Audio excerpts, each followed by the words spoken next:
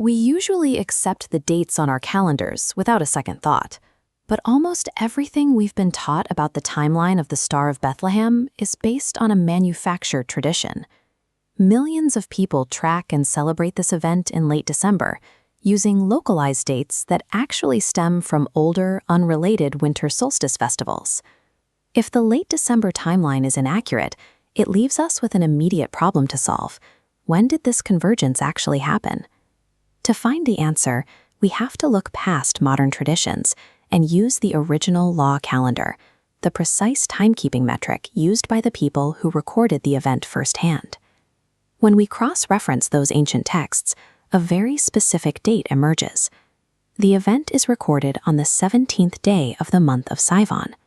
Translated directly into the modern Roman calendar we use today, Sivan 17 lands exactly on June 17th in the year 2 BC. By stepping away from familiar seasonal habits and relying purely on original data, the timeline of the most heavily documented astronomical event in history shifts entirely to the middle of summer. We don't have to take the ancient calendar's word for it. We can verify this summer date using modern scientific tools. Planetary orbits operate like a massive, highly predictable clock. By using current tracking data from space agencies like NASA, astronomers can rewind the positions of the planets with absolute mathematical precision to see exactly what the sky looked like thousands of years ago. This star chart, generated for June 17th, 2 BC, maps a specific convergence. The math shows Jupiter and Venus overlapped so closely from Earth that their combined light appeared as a single extraordinarily bright focal point. For people standing in 1st century Judea, this mathematical alignment resulted in a massive glowing beacon dominating the western horizon. The celestial mechanics and the original historical records match. The event is a verifiable reality tied specifically to mid-June. Because planetary orbits are a continuous loop, that same math allows us to run the clock forward.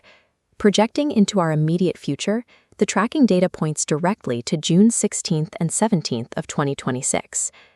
On the projected 2026 star chart, Jupiter and Venus enter the exact same orbital proximity. When we place the 2 BC celestial data directly over the 2026 projection, the planets align in a perfect one-to-one match. Astronomers refer to this as an exact mirror event. Getting these specific bodies to lock into this precise configuration requires thousands of years of orbital cycles to complete.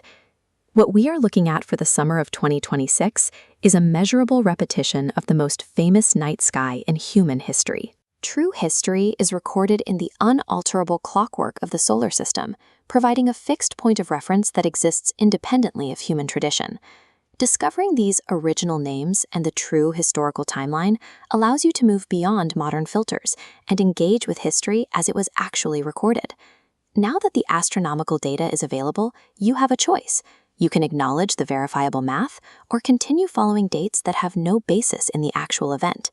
We are only a short time away from watching a celestial mirror that hasn't occurred in millennia unfold right above our heads. It's time to start preparing. Are you ready to look up when this happens?